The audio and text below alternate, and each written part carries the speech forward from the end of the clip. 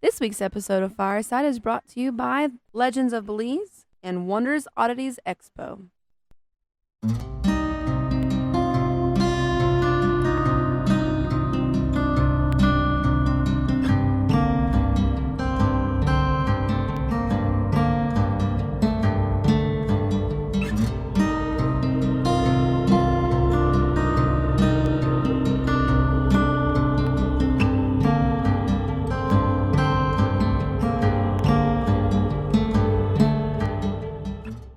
Hello, everybody. You're listening to Fireside Paranormal Podcast. My name is Jordan Cline. I have a fun show planned out today. My guest is Micah Campbell. He is the owner of the Anatolian Press. Stay tuned for the end. He does have a little surprise for our listeners. Before we get to him, just a few announcements. Legends of Belize is a series about mythical creatures that dwell in the jungles and waters of Belize. The Belizean legends are captured, documented, and preserved like never before in a comprehensive art series and books with fully colored and detailed images of fine art by artists, authors, and award-winning animators Dismas and Grissi G. Discover the supernatural creatures that await deep in the jungles, such as the mysterious dwarf called Tata Duende with backwards feet known to rip the thumbs off of trespassers, or the beautiful shape-shifting woman known to locals as the Ishtabai, who seduces drunks to never be seen again. These creatures and many more can be found in the Legends of Belize books. Learn about the cryptozoological, paranormal, and unexplained creatures that haunt Belize. Be fascinated. Be terrified. Belize. Legend of Belize books are available in print and ebook. Buy your copy from your favorite online bookstore such as Amazon, KDP, Apple Books, and many more. Also be sure to visit legendsofbelize.com. Also coming up, December 3rd and 4th, the Wonders Oddities Expo and the Tri-State Exotic Animal Expo are again joining forces at the Moundsville State Penitentiary. There's going to be donations for the Caring Tree for Kids. There's going to be door prizes all day long with paid admission. There's going to be free pictures with Krampus. Now, the hours, December 3rd is going to be 12 p.m. to 8 p.m., Sunday 10 a.m. to 4 p.m., and admission is $10. Kids 12 and under are free. Okay, today's featured story comes in from Valerie.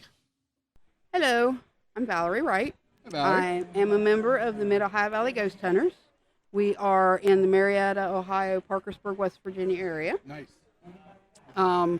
We have grown, we've actually been in existence since 2000. Okay. A couple of brothers started the group. I joined in 2009, so I've still got a few years on me. My paranormal story, my experience would have been at the Anchorage in Marietta, Ohio.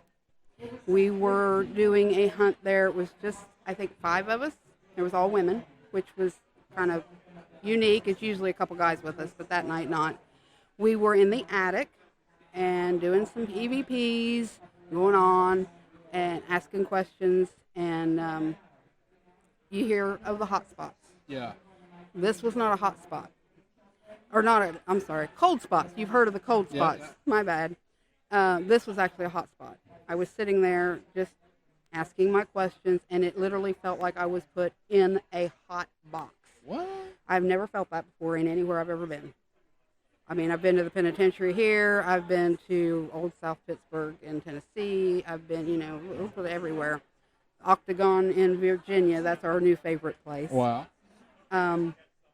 But it was unnerving, and it felt like I got to get out. I got to get out now.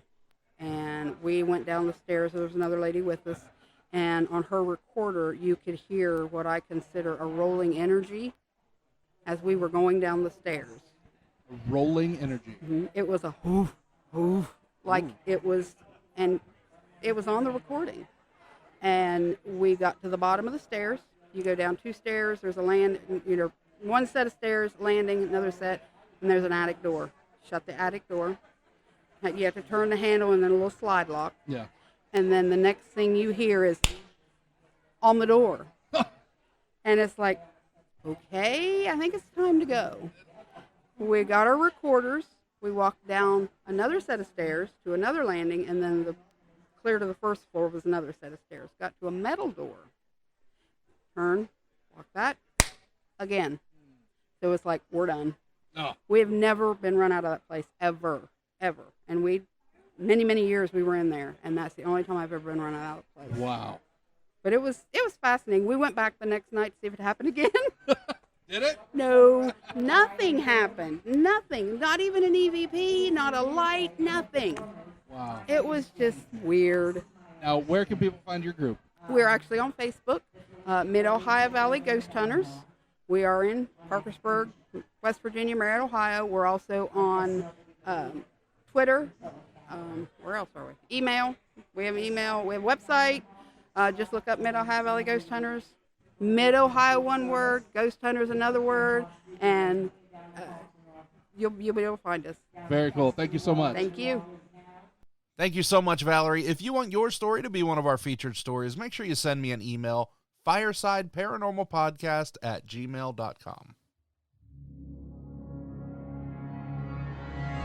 How much do you really know about the paranormal? Can it ever truly be explained or understood? Many say no. I say bet. Hi, I'm Kristen, host of the Paranormal Girl podcast. My show is a binge-worthy, immersive education of the paranormal. Each season, we explore all aspects and angles of a supernatural topic, unraveling its mystery one fact, theory, or personal story at a time. Overcome your fear, celebrate the unknown, and arrive at a well-informed understanding by catching new episodes of Paranormal Girl anywhere you get your podcasts. All right, I want to get to my guest. Join me by the fire as we welcome Micah Campbell. He is the owner of the Anatolian Press. Micah, you there? Yes, sir. How are you doing this evening? Doing great, man. Thank you so much for coming on the show. Well, thank you so much for having me. It's an honor. Hey, so tell me about what you do. What is this press? Okay, so what I'm doing right now is, it's called Anatolian Press, and it's a indie or micro publishing company.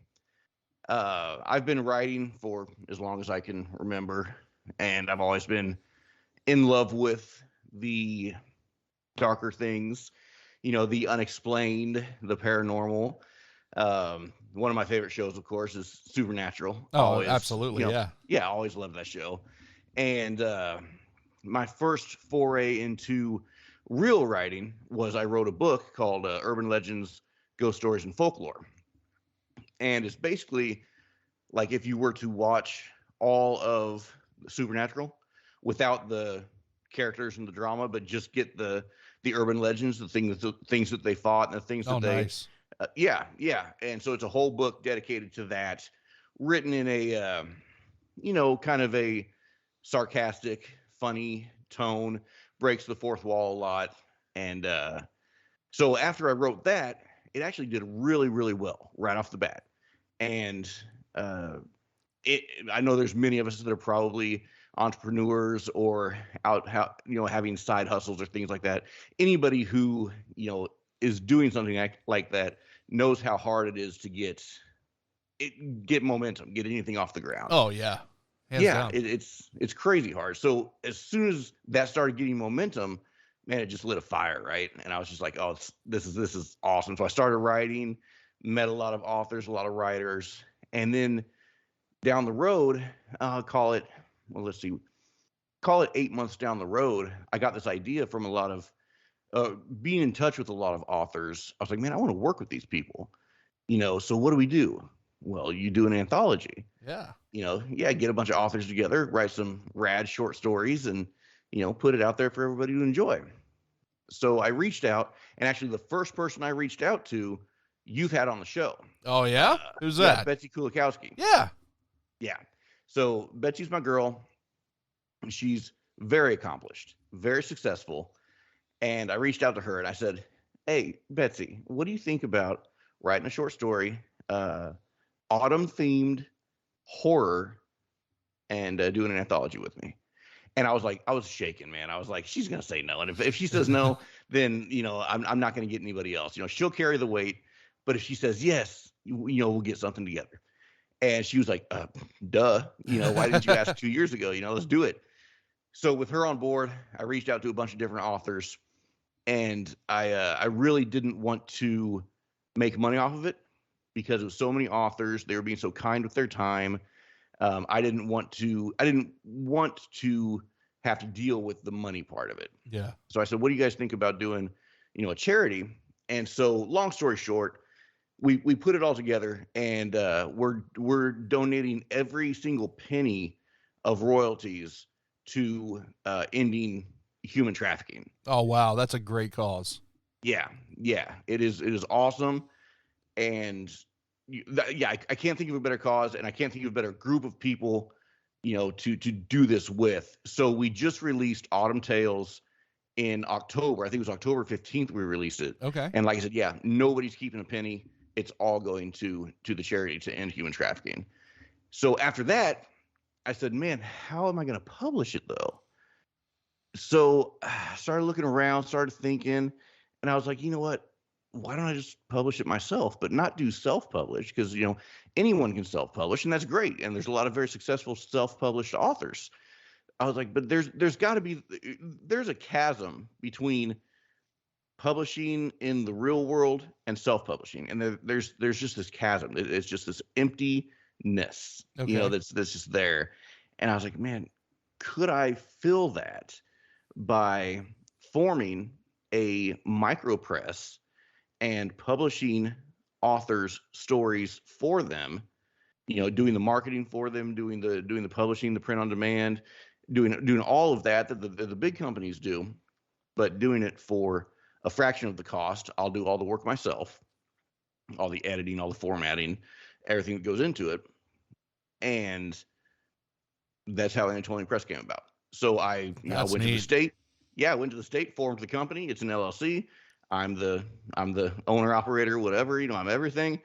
But now we have 6 authors under us already. Okay. And 2023 is looking to be just freaking huge as far as releasing. So yeah, man, that's kind of where I'm at. Now, are you looking for authors to join? Can people submit?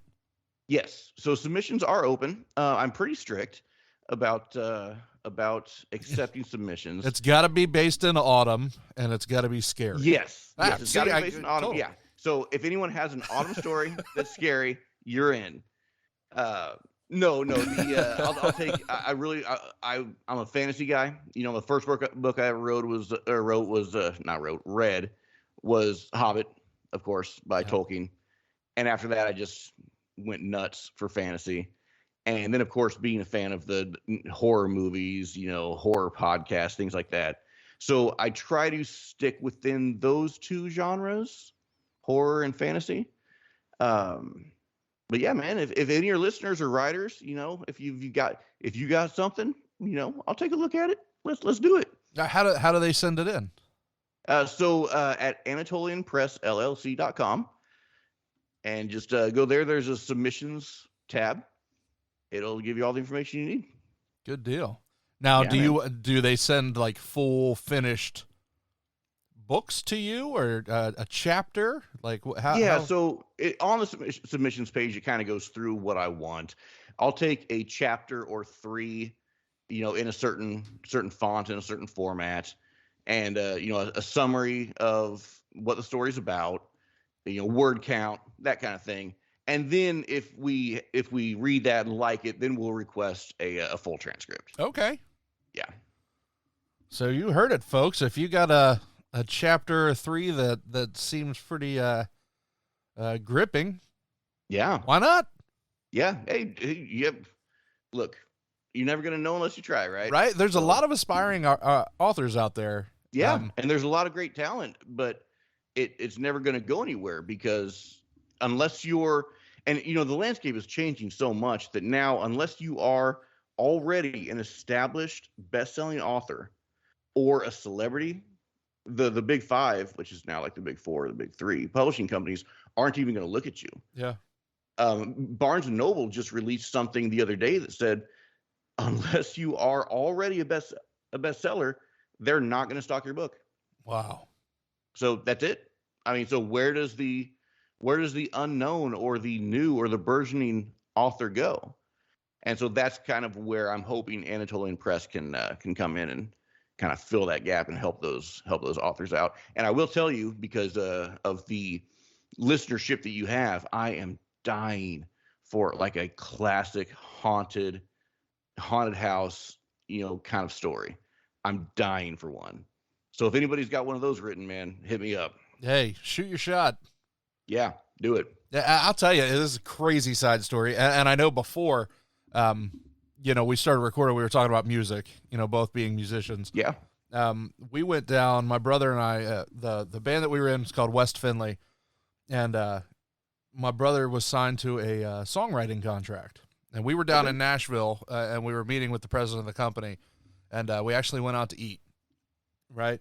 And Nashville is one of them places you never know who you're with, right? Yeah. Oh, yeah. Because there's stars everywhere. They're all there, right? So you never knew who's there.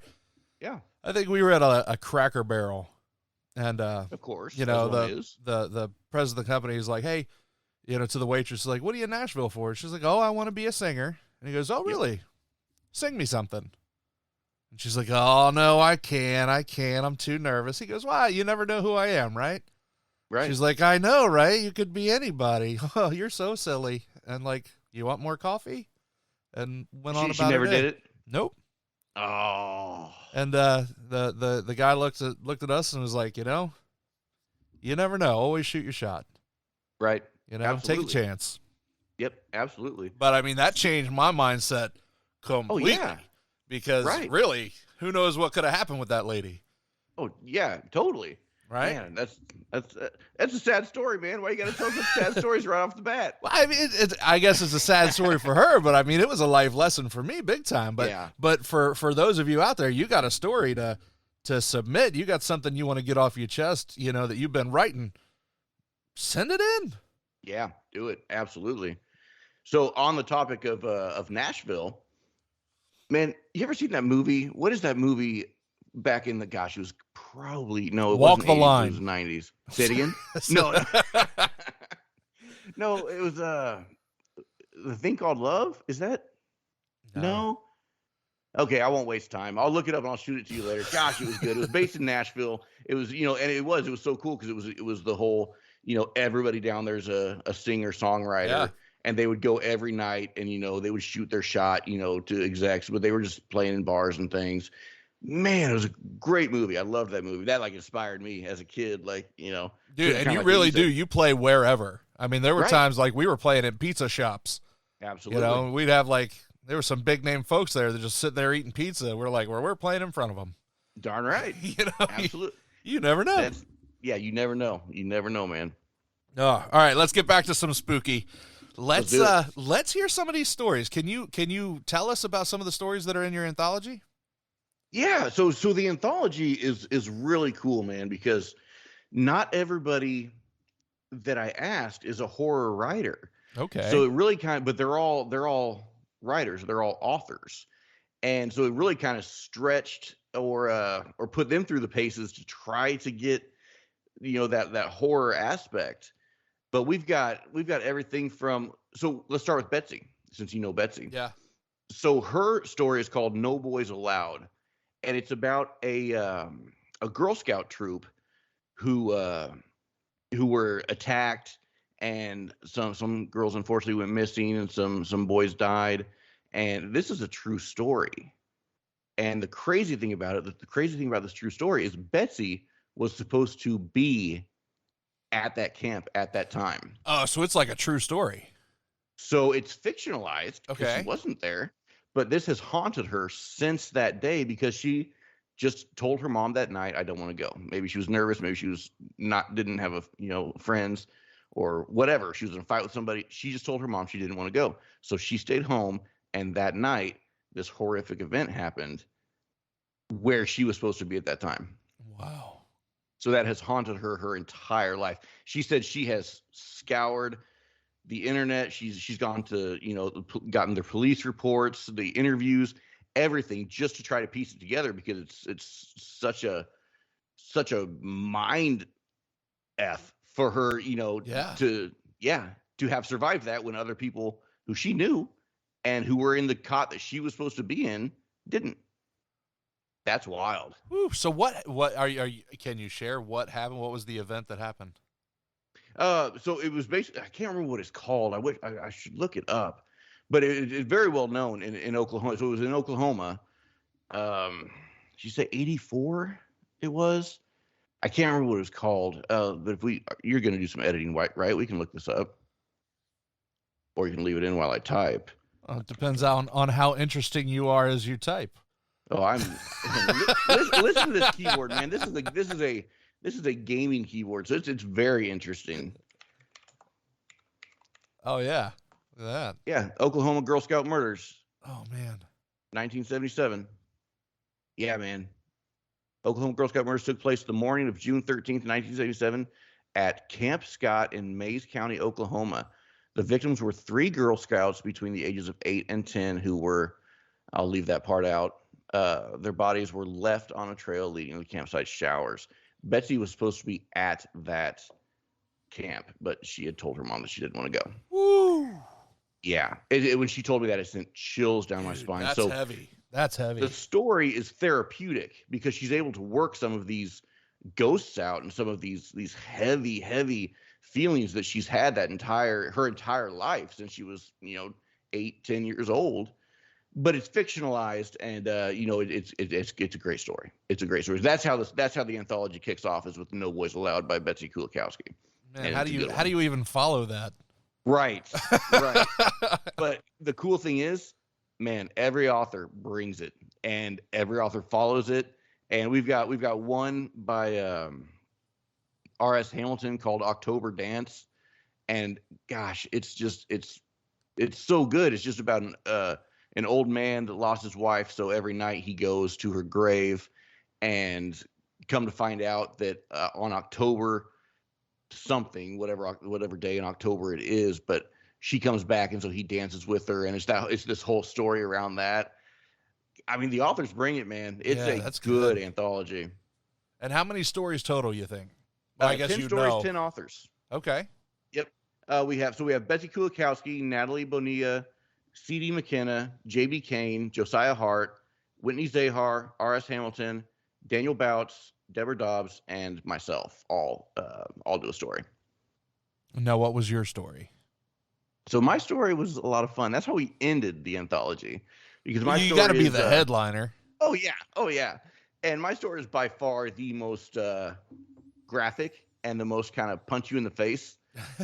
It's called Paint It Black. Again, us being both musicians, I'm sure you've heard the song "Paint It Black" by the Stones. Oh yeah. I'm not a Stones fan, so hopefully nobody rails me for that. But I'm not a Stones fan, but I've always loved that song just because the song is so dark. It is just, man, the stuff he says in that song is just so dark. So I always wanted to write a story based around that. So I started writing about a teacher who was being forced into retirement. He doesn't want to go into retirement. He still feels a connection and a responsibility to his kids, but he's being forced into retirement. And man, I really don't want to give it away. I don't want to give it away but one of the reviews, it's getting great reviews. One of the reviews of my story in particular, they said, "Paint It Black" by Micah Campbell. Holy period, shit period. This was dark. So if that tells you anything. So for you, I know as a musician, you like the harder stuff. Sure. But like as a writer, what did you do to get to that place that you can get dark? That's a great question. That's a really good way, because most people would say, who influenced you, but what did I do to get to that place? I really can't tell you, because I'm a really, we talked before we kind of went live, and even talking now, you can kind of tell I'm a pretty lighthearted dude. Yeah. And I'm a chill dude. But something about, I think there's a lot more emotion and a lot more character in the dark things than people really give credit to. They might just see, and I'm not a fan of like the gore per se. I think if it's contextual or if it adds, then it's great. But no, I'm not like a gore hound or anything like that. But something about those darker places and those darker things are so heavy and so emotional. And then if you can find a light, or if you can find something in that story that you can hold on to, man, I just love that. That's so it's a bigger play on emotion. Yeah, right? Absolutely. Yeah, it's all about emotion, you know? And I guess my love for the dark stuff comes from, we talked about this too, is my in my youth, I play guitar. I started playing guitar by hearing Metallica, and Metallica's not dark and they're not heavy, but they started me. They were kind of my gateway drug. And so it might be just just the stuff the metal bands sing about, and the stuff, the artwork that the metal bands, that's probably what started it as a kid, just kind of liking that darker artwork and the darker, and none of the metal bands that I listen to are evil. I think they kind of get what I'm getting, is that I like the heavier stuff as opposed to the fluffy stuff. Yeah. Yeah. So more, that's more meat and potatoes. Yeah. Right? Yeah, man. I like my meat and potatoes. Right? Look at me. I'm a big boy, man. All right. So here's another question for you, right? Because you are into the paranormal stuff. Sure. Like the influences you had as a kid, right? Because I feel like we're close to the same age. How old are you? Just turned 42. All right, I'm 38. So we're of the same generation, right? Yeah. Yep. So for me, Weekly World News, Scooby-Doo, Are You Afraid of the Dark? What are some of the things that really built you, growing up that really turned you on to this? Man, I love Tales of the Crypt. Oh, yeah. Oh, yeah. So funny story. One of the reviews for my book, The Urban Legends, Ghost Stories, and Folklore, one of the reviews was, "This is the funniest thing I've ever read. This is the perfect mix of Tales of the Crypt meets Jack Black." What a review, man. I was like, dude, I'll take it. That's a freaking great review. That's amazing. So I love Tales of the Crypt. I love slasher movies. I love them. The Freddy and Jason. All right, so are you Freddy, or are you Jason, or are you Michael Myers? I'm Jason all the way, 100%. No, hands down. I've always been my favorite genre is the camp genre of horror, like hands down. That's always my favorite. Yeah, Freddy always was up there for me. I always loved Freddy, but it was always a back and forth because I love the camp genre so much. Yeah, which sounds really bad after what we just talked about at the Girl Scout camp. It does. Let's just pretend it doesn't. I'm saying this, and I feel horrible saying this. Right. So I'm sorry for everybody out there. Well, but the good thing is, in the slashers, it's always like naughty teenagers. It's never innocent children. Yeah, they did something really bad to, oh, you're a sinner. Die. Right, exactly. Die. Jason. So did you see the remake of... I've seen I guess you call it a remake of the Friday the 13th stuff. Mm-hmm. Yeah, I mean, my gosh, incredible. Now, I did you not like it? I did. I really, when they remade the Nightmare on Elm Street. Yeah, I did not like that just because of what they made Freddy into. Right, ruined it all. Right. It's like this. I've been a fan. Like, I even have a picture. I'll find it somewhere and send it to you. But I took a family picture with Robert Englund. From some Comic-Con years ago, and man, had it hanging up. Excellent. There's your Uncle Freddy, kids.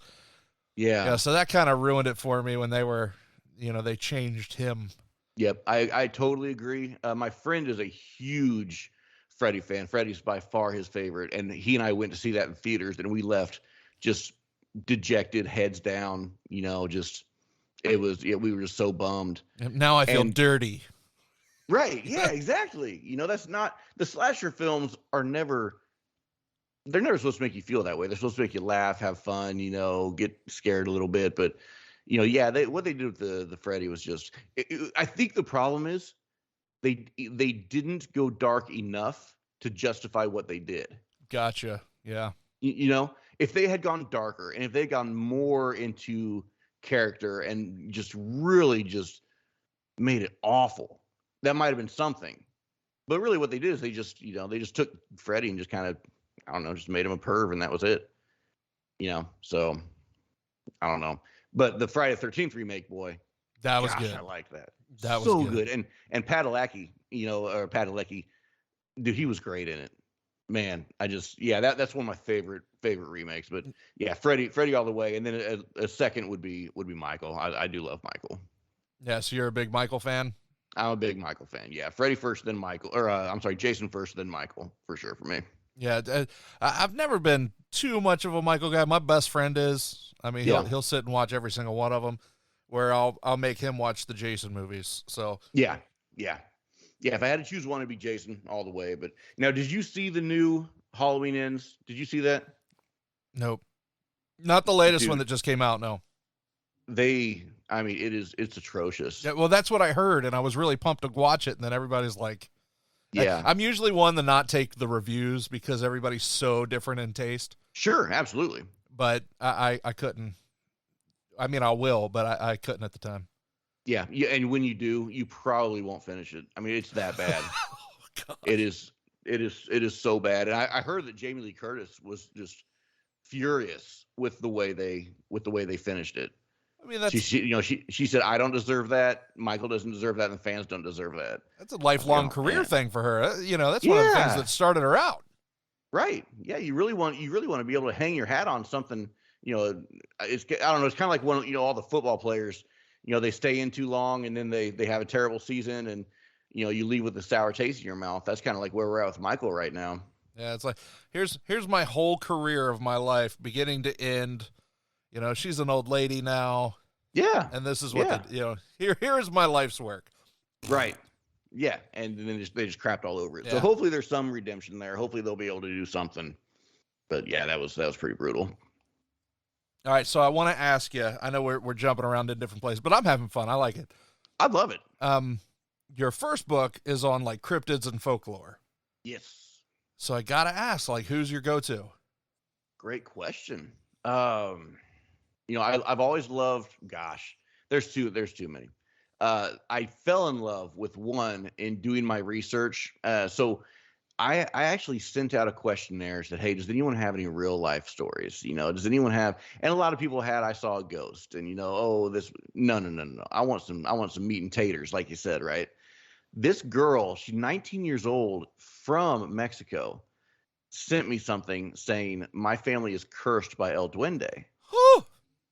I was like, all right, you got my attention. What's up, girl? Right. So I started talking to her. And her bisabuela, so that's great grandmother, her bisabuela did something back, I don't know, in the 30s or something like that, to offend this El Duende. And El Duende is a small spirit. Think Rumpelstiltskin, but in the form of like a small goblin is what this creature is. And she says, oh, I'm not telling you right. I'm not telling you right. I'm going to see if my abuela, so her grandmother, she's like, I'm going to see if my abuela can tell you, but she doesn't speak English. So I'll have her write her story and then I'll translate it for you. Okay. So I got this story straight from her grandmother about her great grandmother and how they offended the spirit, and the spirit took one of her great grandmother's children. Whoa.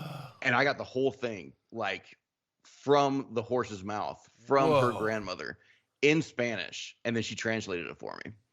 So it would have been like the grandmother's sibling, right? Yes. Took one of her siblings. Right. It took one of the grandmother's sisters. Dude, it was and everyone who's read this book, I think I've sold over 2,000 copies so far. But everyone who talks to me about it says I couldn't sleep after I read El Duende chapter. Man. Yeah, dude, it is that heavy, and it is, oh my gosh, it's creepy AF is all I gotta say. It's crazy. So, man, I don't even know what to ask after that. Yeah, it is heavy stuff. And so what I do in the book, in the Urban Legends book, is I take the story, and most of these are stories that stories that you've heard a million times. Names, Krampus, the Ozark Howler, werewolves, leprechauns. I go all the way over there. I talk about the actual history of leprechauns, where they come from. The Lady in White is a classic for all of us, but where did she come from? What did she do? Bloody Mary, the history of Bloody Mary. She was a real person. How did she get trapped behind that mirror? So I do that for 32 different stories. Wow. that we've heard our whole life. But each chapter is a story, and it goes into the entire history of where it actually came from, what it is, and what it is now. But it's all done in like my tone, in the tone that we're talking like right now. So it's really funny. I break the fourth wall a lot, and it's one of those things. And I've gotten so many reviews that say, I laughed and I had to turn the lights on. Awesome. I had to watch about 3 hours worth of cartoons before I could go to bed. Right. I think we've all been there. So like nobody changed the station or anything on me. You've been there. Oh, yeah, absolutely. I do have a funny story. We'll get back to that if you want to, but I was reading one of the Stephen King short story collections. I can't remember what story I was reading. What was it called? I can't remember what it was called, but it was a great story. It's basically a first person view of a man going into surgery, and they put him under, but he becomes like awake, paralyzed, right? So he's awake, but he can't move. And so he experiences the entire surgery. Isn't there a movie based off that? Is there? I don't Awake? know. I don't know if they did one or not. It was Hayden Christensen did it. Really? Yeah. Well, I don't know if it's the Stephen King adaptation of it, but Okay. but it is a very going under surgery. Anything with Hayden Christensen just kills me though, because. Well, as soon as you said it, I was like, crap, now I'm not going to watch it. Had you said anybody else, I might have watched it. Oh, well, Hayden Christensen and what's Thor's brother's name? Liam Hemsworth. I won't watch anything with him in it either. He's trash. But so I don't know if that was Stephen King's adaptation or not, but I guess I'm not watching it now. So thanks for that, bro. Yeah, I ruined it. But anyway, so I had one of those moments where I was like, dude, I'm legitimately freaked out. I have to go to the bathroom, but I don't want to go down the hall in the dark. So, and I'm like a dude. I'm like a dude, man. It's like I'm a man, right? So like I'm almost a full grown man. Right, So I have some old nunchucks from when I was a kid. I mean, they're real nunchucks, right? But I don't know how to use them. Break my head if I tried to use them. But I grabbed them. I grabbed my nunchucks. Amanda's like, "What are you doing?" I'm like, "Don't worry about it." Grabbed my nunchucks, turned on the hallway light, turned on the bathroom light, went in, used the restroom, came back out, and my wife had a mask on and was wielding a baseball bat, and she swung it at me when I opened the bathroom door. I died. I fell back, almost had a heart attack. Freaked me out, dude. So that's a pretty funny story about how mean and cruel my wife is. I gotta know though, if anybody's listening has been so scared of ghosts that you pull out the nunchucks, right? You gotta call in and write me an email. I mean, there wasn't even any silver on them. There wasn't any crosses engraved in them. They wouldn't have done anything, but man, I took them. They're filled with salt. Exactly. I'm an idiot. I'm so stupid. Oh, that's wonderful. That might be one of my favorite things that I've ever heard on this show. Yeah.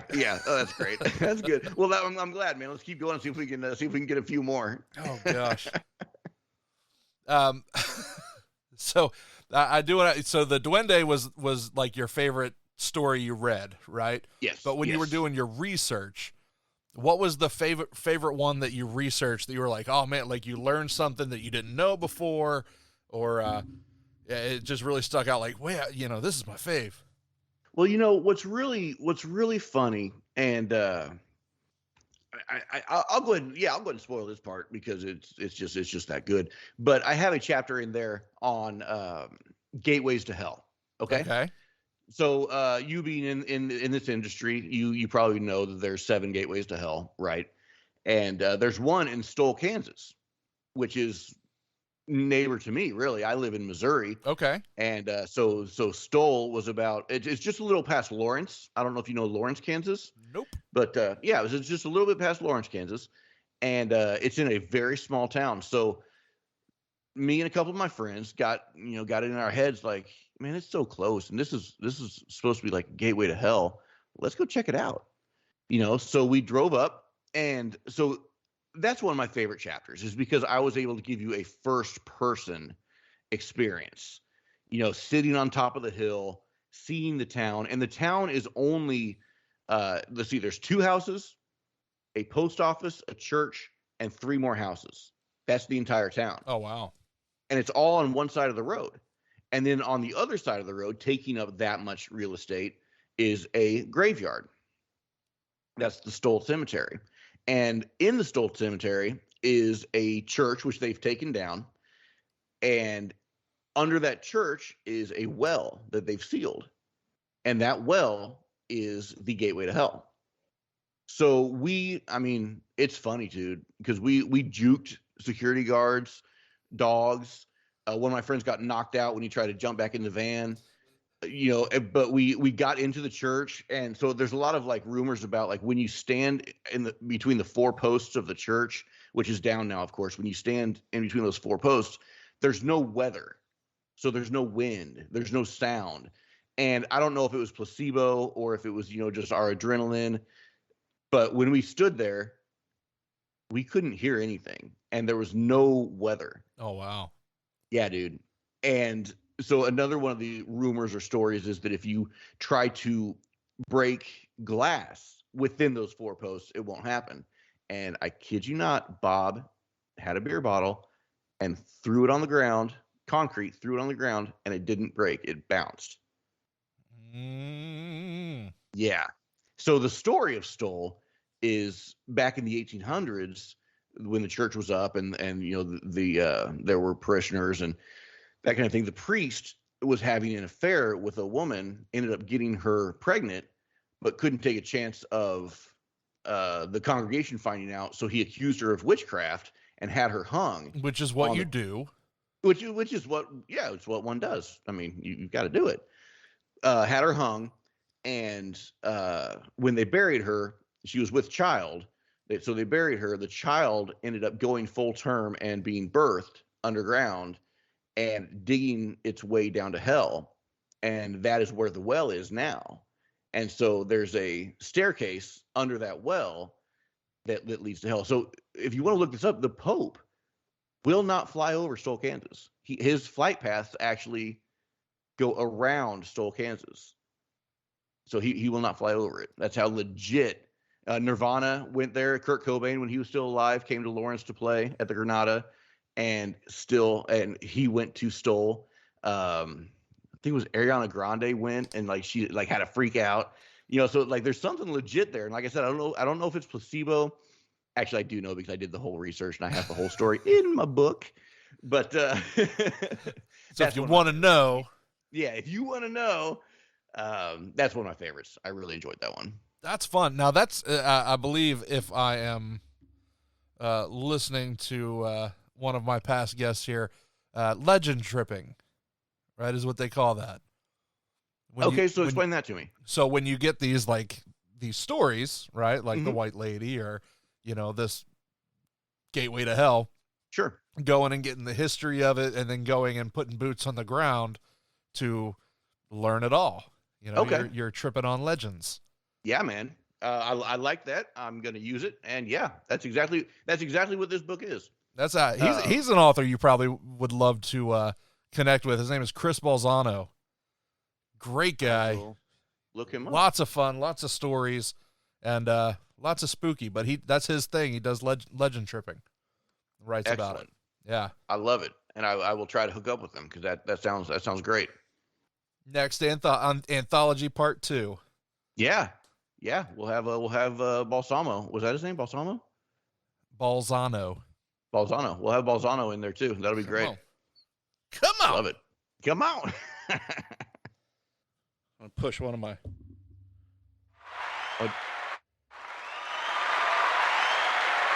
There you go. I said I wasn't going to do it, but I had to do it. Oh, you have to do it. Forgive me, those listening. Forgive me. I want to get something to where I earn the fart button. Which one is the fart button? I don't have a fart button. Man. Oh gosh. What do I got? I'll give you that one. That's pretty good. Yeah, I love that one. I'll give you that. That's pretty good. You've earned that one. Thank you. I appreciate that, sir. Goodness gracious. All right, so because the show is what it is, and we are coming to a close, Do you, sir, have any personal ghost stories or paranormal stories that happened to you growing up? Well, the Stole is a good one. I did over at my buddy's house. Like I said, I was in a band from about 15 to 22, and so we were over at one of my buddy's house jamming one night. He was very into, um, I don't want to say the occult. He wasn't an occultist or anything, but he was in more of on more that side of things. I'm not. Okay. I'm not into that kind of. I don't summon spirits. I don't play Ouija board. I don't do any of that stuff. But he was saying that, man, my house is haunted. And, me and the drummer and, a couple other guys, we're all just jamming. We're like, dude, you're just nuts. You're crazy. And I went upstairs to use the restroom.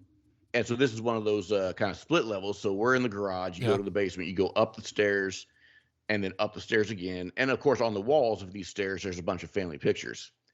So coming back down from using the restroom, I'm feeling kind of eerie just because of the stories he's telling. And I'm in his you've house. already got the creepies. Yeah, I've already got the creepies. So I'm in his house by myself. I come down the stairs, and I'm going to tell you what I saw. All the pictures on that stairwell, on the wall of the stairwell, went sideways all at the same time as I'm walking down the stairs. And you had no nunchuck in sight. I didn't have a single chuck, my dude. Nothing. God. So that has always tripped me out, and I can't explain it. I don't believe it. Now, did you go up the stairs? They're hanging on the side of the staircase, right? Yeah. So did you go up the stairs with them kind of floating sideways? No, I walked out the front door and back down the garage the other way. Because I was like, ain't no way I'm passing through that. Right. Yeah. What's your friends say? Oh, yeah, that happens all the time. Yeah, because his sister, she was kind of the goth punk rock chick that I really thought was really cute. And so I told her about it, and she's like, oh, yeah, that's the ghost. I'm never coming back here. I'm out later. Yeah. So. Like, could you imagine being in a place like you're just sitting there, all of your pictures like flip up sideways, and you're like, God, you're so annoying. Right. I don't know how one would live like that. I would be calling, Sam and Dean or whoever's closest to me at the time, because that ain't happening. My friend Amy will love all the supernatural references you're throwing in. Oh man, I love supernatural. You know what's funny is I've never actually finished the series. I've watched the series 3 times, but it's kind of like sometimes I do this with video games too. I'll get like to the end, but then I don't want it to end, so I'll stop playing. So I've actually never finished Supernatural. It never goes off the air if you've never watched the last episode. Yeah, it's right there. It hasn't ended for me. So that's me with Criminal Minds. I love that show. And it's there's some things that are just so dumb. Like, because I live in Wheeling, West Virginia, and they did a show based here, and I mean, they were like, the characters were like the most inbred hillbilly. Well, what's funny is we're like 40 minutes from Pittsburgh. Like this is not backwoods by any stretch of the imagination. And it's like, you couldn't have done a Google search and found out where this is. No, man. But I love the show. I love the show, and I've never watched the last season. That's great. But I've watched everything, but that's like my go-to that I'd watch like all the time. When they took it off Netflix, it killed me. They're bringing it back. Am I wrong? Oh, that would be wonderful. I thought I had heard that they're bringing it back. That's my therapy. Yeah. So let me ask you this: do you watch? So I don't watch Criminal Minds because, again, and this is weird. This is kind of a dichotomy here with me, but that stuff is too real. I like the fantasy. I like the make believe, the slashers, the things. So you're not true crime or anything like that. I don't do any true crime. I don't do any of that. Into horror, but not true crime. Correct. How about that? Yeah, I don't do any true crime. I don't do anything that's real. And my wife loves Criminal Minds. She watches all the time. And when she's watching it, I go out the door. Nope, that actually happened to somebody. I'm not watching it. Yeah, I'm really horrible. Like, I love true crime. I'm a paranormal podcast. I listen to 1 or 2 paranormal podcasts, and like it is my queue is full of true crime. Crazy. And I am the biggest chicken in the world. Oh, sure, yeah. Yeah, hands down. Like, scared to death. Nunchucks? No, I am Chuck free too. That's why, dude. You need some chucks. Then you won't be such a chicken. Some chucks, bro. Need some chicken chucks. So did you watch Dahmer? Yeah. So how was it? Oh, it's intense. Is it? Yeah. Did you not? Yeah, I no, won't you didn't watch it. But Yeah. you know, everybody and their mom is talking about it. Well, it puts him in a different light. It tries to humanize him a little bit, which Okay. understandable. Honestly, that's what Hollywood's doing right now. So but it also tells more of the story of the victims. But it's kind of more Dahmer's point of view on his struggles with the victims, which is really neat, you know, to see kind of what they went through. I mean, there's not many, I'll say, serial killers that give that kind of point of view. Maybe Kemper. Right. Just because he's a really smart guy and he would tell his story. But other than that, you really don't have too many that say in their perspective. They always kind of what's the word I want to say? Flamboyant is not it. Just hit the edit button, look it up, and then come back in and you look real smart. No, they just they just try to grandiose the situation, you know. Sure, right. You know, right. make them out to be like this amazing person. Look how great I am, but Right. yeah, nothing real. So it was interesting. Yeah, cool. Right on. Yeah, I don't watch them, but you know, people might I don't know. People might be like, dude, this guy's a joke, you know, right? Because I love horror. I don't like true crime. That's just kind of where I'm at. No, I mean, you got your reason. That's real. Yeah. You know, Jason throwing somebody in a body bag and smacking them with a tree. Right. That don't happen. That's great. All day. Yeah. But like when it happens to real life, right. I'm not so down with it. What's that? Like anything happen, like I'd cry like a baby if that happened. So you know what I mean? I am not tough. Yeah. Right. Exactly. And unless you're out there listening and you want to do something to this guy, I am full of nunchuck and vinegar. Right. We can't. We don't have a camera on him, but he's flexing. He's puffing his chest. So don't mess with him. All right, Micah. Tell folks how they can find you, how they can find your books, and how they can send in everything to submit for your consideration. Yeah, absolutely. Thanks for that. My name is Micah Campbell. You can find Anatolian Press. I am most active on Instagram. So if you want to find me there, it's Anatolian_press. So come find me or just search Anatolian Press on Instagram. I'm on it all day. I talk to people all day on it. So come give me a shout out. Come say, hey, what's up? If you want to submit or if you just want to check out the other authors or just check out what we're doing, you can go to AnatolianPressLLC.com. You can find our submissions page. You can find our about page, you know, our authors page where all of our authors are at. We have some really cool stuff coming up. I actually signed a 12-year-old girl, a 12-year-old author. How about that? She has written a full fantasy novel. Wow. So 12 years old, bro. So I'm super pumped for her. So check her out. Check all the other authors out. And yeah, man, just come say hi. Give me a follow. I'd love it. I don't, I'm not going to beg for it, but whatever. And I would ask you if spell it. Yeah. Look, I want to do something I thought would be kind of fun because you said you have some diehard listeners. Mm-hmm. So I think it's cool to kind of give them something fun too for sitting through this conversation with somebody they don't know. What do you think about doing a couple giveaways? Okay. Give away a couple books. Okay. So if anyone listening comes and follows Anatolian Press and is following our host here, but following both and DM me that you would like a book, I'll put you in a drawing. Let's give away one Urban Legends. Okay. By me, which is you will love it. It's hit #1 on Amazon multiple times. It's got a bunch of reviews. Everybody loves it.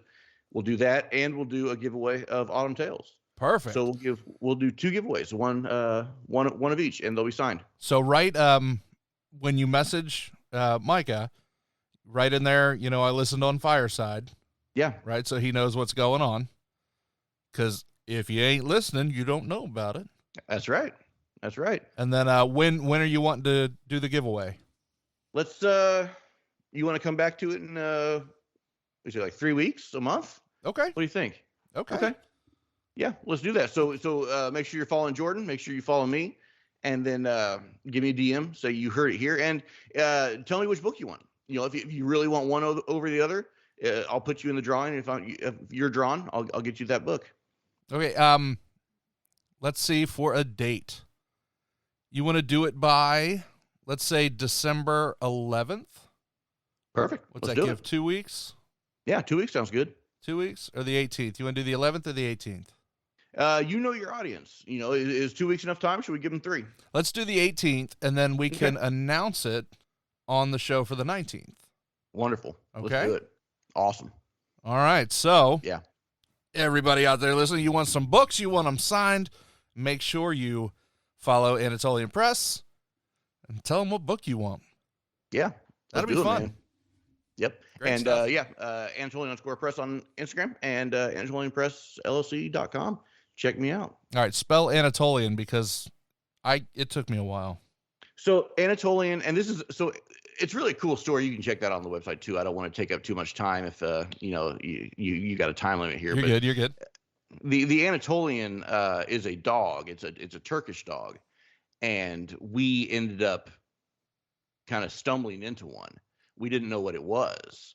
We had just lost a dog, and we were desperate for a pup for our other dog because she was just so sad having lost our dog that we stumbled upon this Anatolian Shepherd, and he ended up being the most glorious, massive, amazing beast that I've ever come in contact with. And so I learned all about the breed, how they're raised in Turkey, and they're brought onto a mountain and they're given 100 sheep, and they watch 100 sheep per one dog for a year. Wow. Yeah. The Times Magazine even did a story on them because there was this one, and they got a picture of it, but this dog had killed/chased away 5 wolves by itself to protect these sheep. Wow. And so the dog's sitting there bleeding, and the sheep are actually coming up and licking its wounds. And so Time Magazine got that picture and did a whole story on them. Whoa. Amazing dogs. So he is like Bear is our Anatolian, and he is just the bee's knees. So that is why I named my company Anatolian Press, because I want to be that champion for other people. That I want this company. I want this to be a family and a partnership and a company that was really for the authors.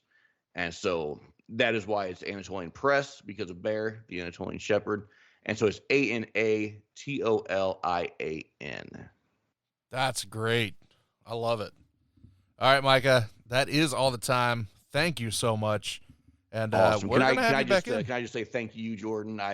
We didn't know each other before this. I reached out to you and said, "Hey, brother, I'm starting something new. Would you mind giving me a shot and get me on here?" So thank you. I'm grateful and humbled that you had me on, and you are a true gentleman. And I hope that this friendship goes on, because you're a great dude, and I really, really enjoyed my time. Hey, I appreciate that very much, man. All right, brother. Thank you. You have a great night. You too. Bye-bye. Bye. And with that, the fire is out. Thank you so much, Micah. And thank all of you for listening each week. I really do appreciate you. If you haven't connected with me yet online, Fireside Paranormal Hub on Facebook, also on Instagram, Twitter at Fireside Parapod. That's Parapod. Instagram, TikTok. Also want to encourage you to check out patreon.com/Fireside Paranormal. Tiers start at just $1. There's a lot of fun stuff that I try to add on there each week, so don't miss that. FiresideParanormal.com is the website. You can get all your sweet, sweet, sweet Fireside merch. I want to wish everybody a happy Thanksgiving. And until next week, everybody, don't be afraid. Only believe.